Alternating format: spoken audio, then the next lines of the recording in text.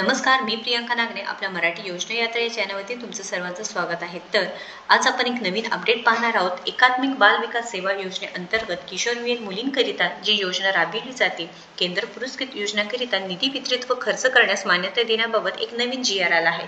महिला व बाल विकास विभाग अंतर्गत महाराष्ट्र शासनाचे एक नवीन GR आहे. तर 30 जून 2025 रोजी हा GR आला आहे. त्यामध्ये सविस्तर माहिती आहे, त्यामुळे शेवटपर्यंत व्हिडिओ नक्कीच बघायचा आहे. पण त्याआधी तुम्ही जर आपल्या चॅनलवरती नवीन असाल किंवा अजूनही आपल्या चॅनलला सबस्क्राईब केलं नसेल तर नक्कीच आपल्या चॅनलला सबस्क्राईब करून घ्यायचं आहे. तर प्रस्तावना काय आहे? महिला व बाल विकास विभागांतर्गत एकात्मिक बाल विकास सेवा योजना कार्यामाखाली किशोरवयीन मुलींकरिता योजना सबला एक केंद्र पुरस्कृत योजनेअंतर्गत लाभार्थ्यांना पूरक पोषण आहार वितरित करण्यात येतो. या कार्यक्रमांतर्गत केंद्र व राज्य हिस्सा 50-50 प्रमाणात निधी वितरित करण्यात बाब शासनाचे विचाराधीन होते.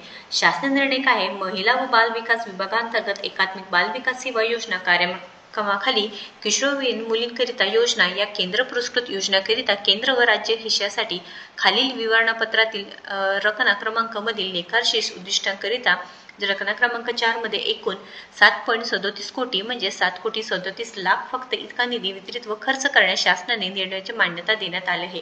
तर अतिशय आनंदाची बातमी आहे. तर इथे किशोरवयीन मुलींकरिता जी योजना राबविली जाते त्याच्यासाठी इथे पैशांची निधी वितरित करण्यात आला आहे व ते खर्च करण्यास शासनाने ते मान्यता सुद्धा देण्यात आला आहे.